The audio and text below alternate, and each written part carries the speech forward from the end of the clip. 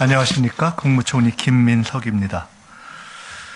대한민국은 그동안 수도권 중심 국가발전 전략 추진으로 급속한 경제 성장을 이끌어 왔습니다.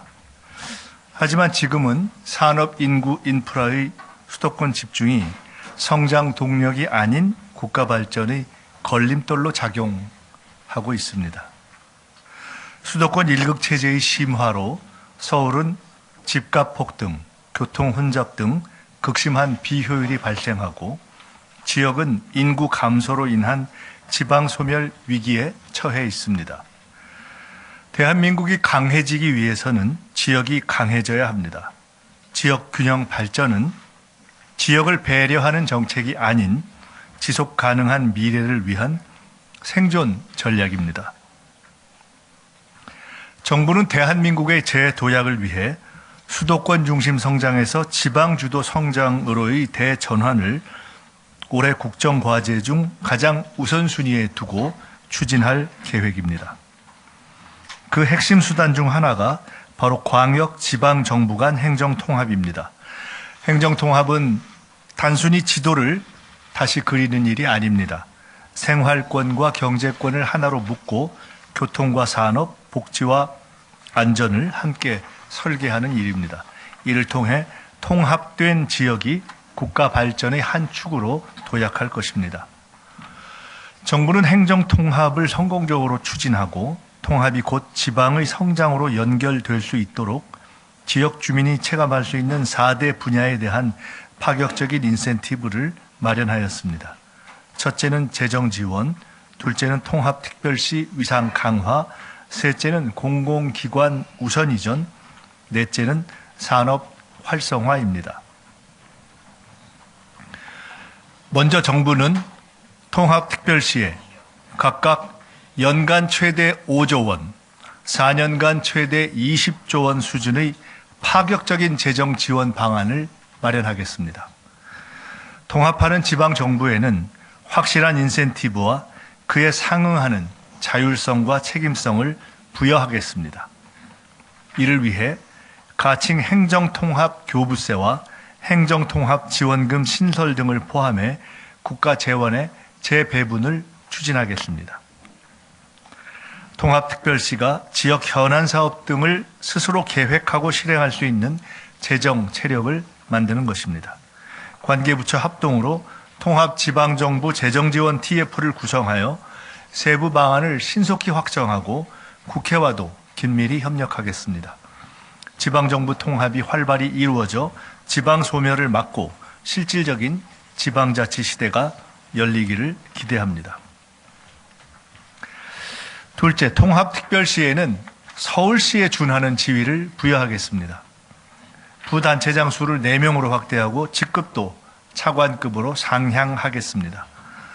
소방본부장과 기획조정실장 등 핵심 보직도 1급 운영이 가능하도록 하겠습니다. 또한 지역 특성을 반영한 실국 설치가 가능해지고 소속 공무원 선발, 임용, 승진 등 인사 운영에 있어서 자율성도 강화됩니다.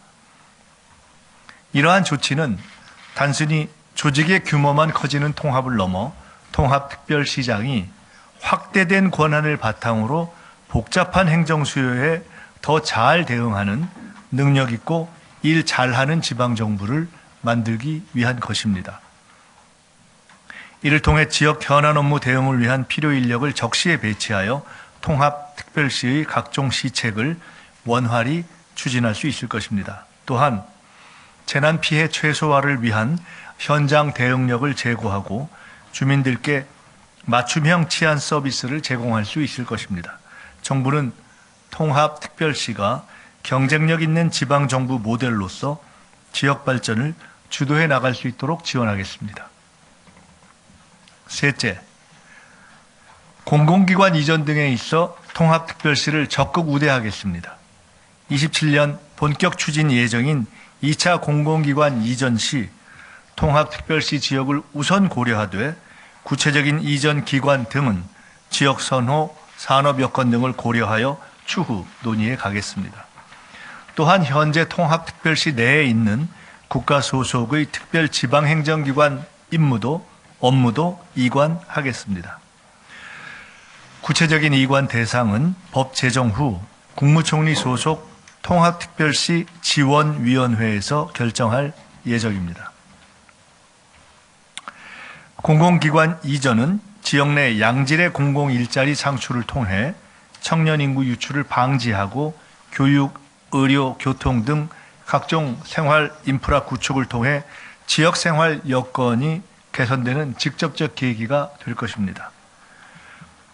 지역 특화 산업과 연계된 기관이 이전될 경우 산업 발전의 시너지 효과가 창출될 수 있으며 관련 공공기관과 민간 기업 등의 추가 유치도 가능해질 것입니다.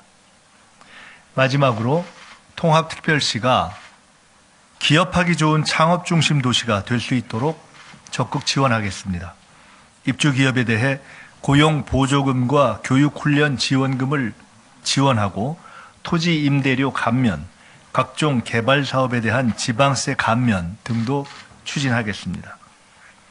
그리고 투자진흥지구, 문화산업진흥지구 등 각종 지구에 대한 지원도 강화하겠습니다.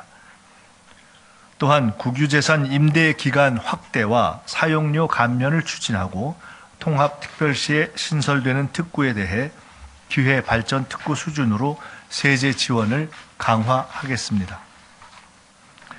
개발사업과 관련된 복잡한 인허가 절차를 간소화하고 관련 업무 일괄 처리 기구를 설치하는 등 행정 절차가 신속히 추진되도록 지원하고 통합특별시에 적용되는 각종 규제들을 우선적으로 정비하겠습니다. 산업 활성화 정책의 핵심은 분명합니다.